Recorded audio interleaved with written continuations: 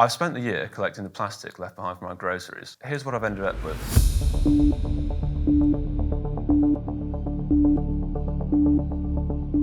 We're going to have a look through this pile and see what's in there and think about where it might end up. Now, a lot of it will be recyclable soft plastics of this variety, the sort you'll find wrapping veg, some bread, some crisp packets. Often the film on meat packaging is soft plastic. Now, other bits in there can't be recycled and will have to go in the bin.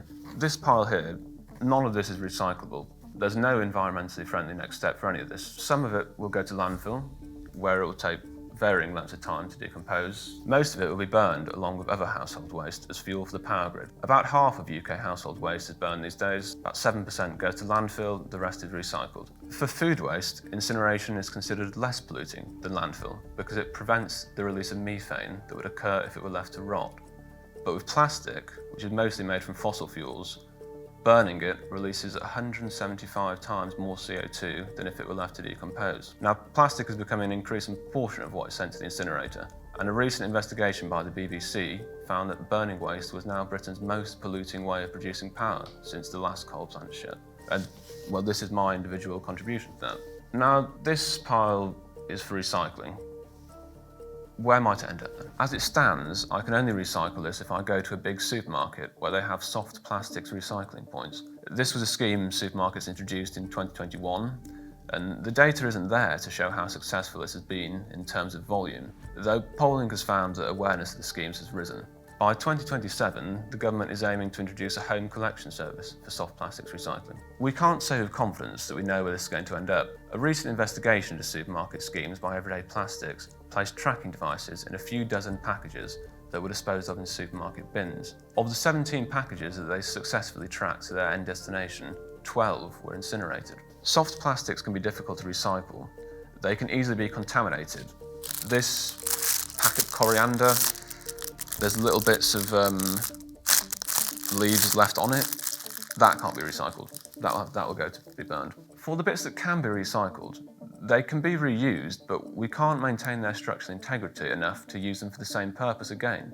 They could be turned into bin bags, or they could be turned into plastic wood. Now, we talk about a circular economy. If this ends up being turned into bin bags, that'll be one reuse and then it'll be disposed of. It's already fallen out of the circle. But a recent report by Everyday Plastics found the focus on recycling this material may be diverting attention away from efforts to reduce the amount produced. And this reflects something major that happened recently in the global conversation about plastics. Recently, there was a failed attempt to reach an international agreement on bringing plastic production down. There was a big UN conference following 2 years of negotiations, but it fell through. On one side, there's about 100 countries, many of those most vulnerable to climate change, who want limits on production. And on the other side, there's Saudi Arabia and several other countries which produce the raw materials for plastics. And they argue against limits on production and say we just need better waste management. Now, looking at my pile, this is all waste that, as best as it can be managed, it's going to be burned,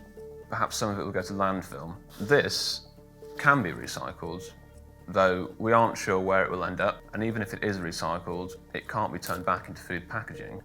So whatever happens next year when I eat the equivalent amount, all of the plastic wrapping that food will have to be newly produced. Supermarkets are engaging with efforts to reduce the amount produced. WRAP, an NGO which works with businesses on reducing waste, has made a recommendation for all sorts of produce that could be sold without plastic packaging, and we're seeing some movement on this. The EU is moving faster than Britain and is banning packaging for uncut veg by 2030.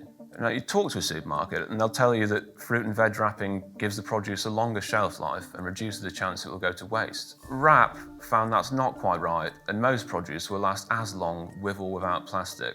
What's recommended is putting things in the fridge. Even so, some plastic packaging is considered essential, and it's said to be essential because it plays a role in reducing food waste. And that's not a point to take lightly. Greenhouse gas emissions are the biggest threat the planet faces, and food waste is one of the biggest drivers of greenhouse gas emissions. But the essential nature of so much plastic packaging comes from how long a product takes to reach its final destination. We spoke to an expert at WRAP who gave the example of a leg of lamb coming from New Zealand which needs plastic packaging in order to last long enough to reach a supermarket in the UK. So there's a supply chain that's in place, and plastic plays a part in that, though there is a movement for eating more locally and seasonally to reduce the emissions and packaging needed for transporting food over long distances and preserving it for long periods of time. So how much of this is necessary?